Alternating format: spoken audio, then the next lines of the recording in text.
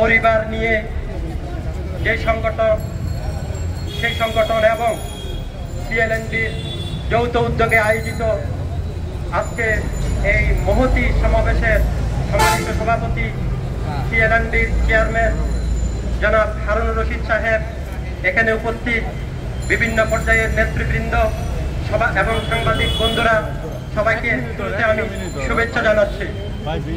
আজকের যে আয়োজন এবং শান্তি মিশনে তারা কাজ করে আসছে, দেশের চরম ক্রান্তিকালে সেনা সদস্যরা কাজ করে থাকেন। বাংলাদেশের সেনাবাহিনীর সবচেয়ে বড় সৌভাগ্য, তারা not only in the country but also outside of the country, in the world তারা কিন্তু শান্তি মিশনে কাজ করে গৌরব উজ্জ্বল ভূমিকা পালন করে আসছে।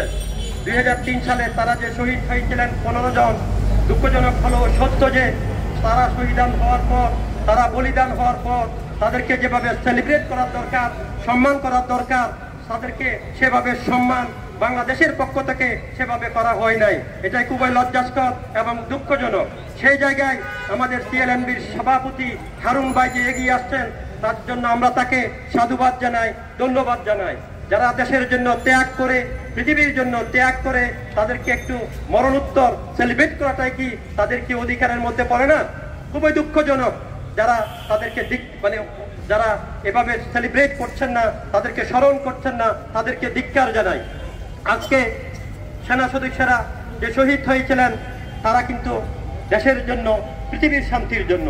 বাংলাদেশের সেনাবাহিনীও কিন্তু শুধু বাইরে পালন করে তারা সফলতার নজির তারা স্থাপন করেছেন। দুঃখজনক হলেও সত্য যে তারা বাংলাদেশে কিন্তু সেভাবে সফলতার নজির স্থাপন করতে পারছেন না, because of bad politics and political leaders. আমাদের সেনাবাহিনী বিভিন্নভাবে সেই আমাদের দুষ্ট রাজনীতির চক্রে আবর্তিত হইয়া তাদের ম্যানুয়াল হিসেবে কাজ করে, এটা দুঃখজনক। কিন্তু এখন আমরা একটা গুড সাইন দেখতে পাচ্ছি।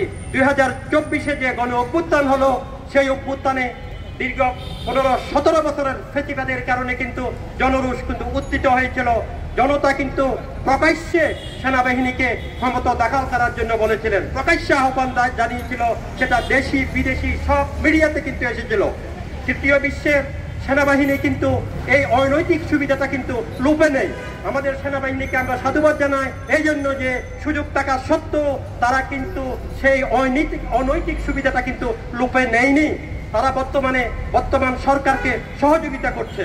এই সহযোগিতা অব্যাহত থাকুক।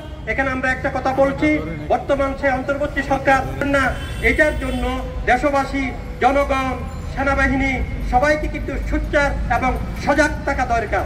সেনাবাহিনী কিন্তু সেনাবাহিনী হিসেবে নয়, দেশের নাগরিক হিসেবে। সেজন্য আমি সেনাপ্রধান সহ, সেনাবাহিনী সহ দেশপ্রেমিক জনতাকে যাতে তার কাঙ্ক্ষিত ট্র্যাকে উঠে থার্ড ওয়ার্ল্ড থেকে যাতে আমরা ফার্স্ট ওয়ার্ল্ডে উন্নীত হতে পারি, এই লক্ষ্যে সবাইকে কাজ করার উদাত্ত আহ্বান জানিয়ে আমার সংক্ষিপ্ত